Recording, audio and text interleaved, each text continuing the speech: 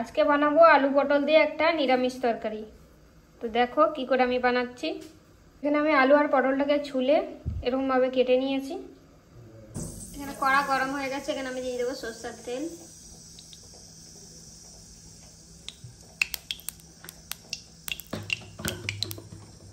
এবার আলু পটলটা ভেজে নেব। মশলায় লাগছে আমার এখানে কাঁচা লঙ্কা, আদা, জিরা আর পোস্ত, আর লাগবে টমেটো। পটলটা ভাজা হয়ে গেছে, এবারে তুলে নেব পটলগুলো। একই তেলে এবার আলুগুলো ভেজে নেব।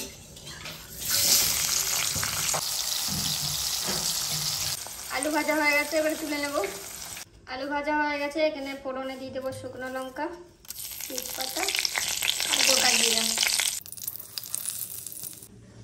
এবারে বেটে রাখা মশলাটা দিয়ে দেবো আর দেবো হলুদ গুঁড়ো আর পরিমাণ মতো নুন।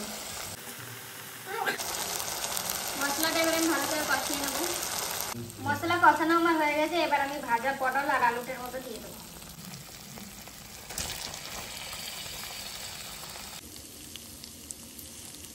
আলুর সাথে মশলাটা আমার কষানো হয়ে গেছে, এবারে চিনি দিয়ে দেবো হালকা, আর দিয়ে দেবো এতে ধনে পাতা কুচি,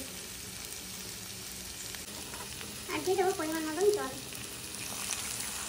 বেশি জল দেবো না, কারণ কষাকষি রাখবো। তরকারি আমার রেডি হয়ে গেছে, এবার আমি ঘি গরম মশলা দিয়ে নামিয়ে দেবো।